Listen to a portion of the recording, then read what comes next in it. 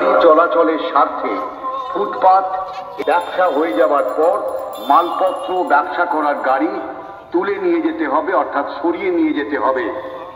ফুটপাতের ওপর অটো, টোটো বা কোনো গাড়ি রাখা যাবে না। এই সমস্ত বিষয়গুলো অমান্য করলে প্রশাসনের তরফ থেকে আইনানুগ ব্যবস্থা গ্রহণ করা হবে।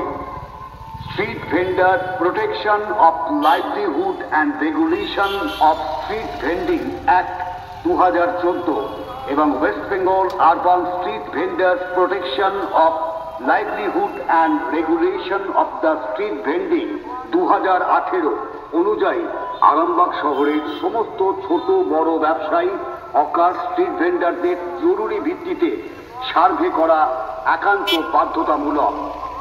সার্ভে করার জন্য আপনার কাছে সমীক্ষক যাবেন, তার সঙ্গে পূর্ণ সহযোগিতা করবেন।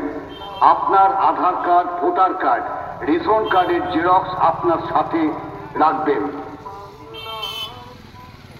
ঘোষণা আরামবাগ পৌরসভার পক্ষ থেকে একটি বিশেষ গুরুত্বপূর্ণ ঘোষণা। এতদ দ্বারা সমস্ত স্থায়ী এবং অস্থায়ী দোকানদার যারা রাস্তার ধারে বা রাস্তার ওপরে দোকান সাজিয়ে হকারি করছেন বা দোকানদারি করছেন, জিনিসপত্র বিক্রি করছেন, আপনাদের জীবন জীবিকা রক্ষার স্বার্থে সাধারণ প্রশাসন, পুলিশ প্রশাসন এবং পৌর প্রশাসন একত্রে জেলা শাসকের দপ্তরে মিটিংয়ের পর সিদ্ধান্ত হয় যে রাস্তা এবং ফুটপাতের উপর কোনো জিনিসপত্র রেখে বা স্থায়ী দোকানের সামনে মালপত্র সাজিয়ে কোনো ব্যবসা করা যাবে না।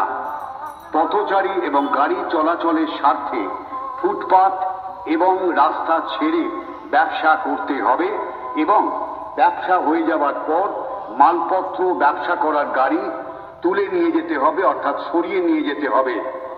ফুটপাতের ওপর অটো, টোটো বা কোনো গাড়ি রাখা যাবে না। এই সমস্ত বিষয়গুলো অমান্য করলে প্রশাসনের তরফ থেকে আইনানুগ ব্যবস্থা গ্রহণ করা হবে।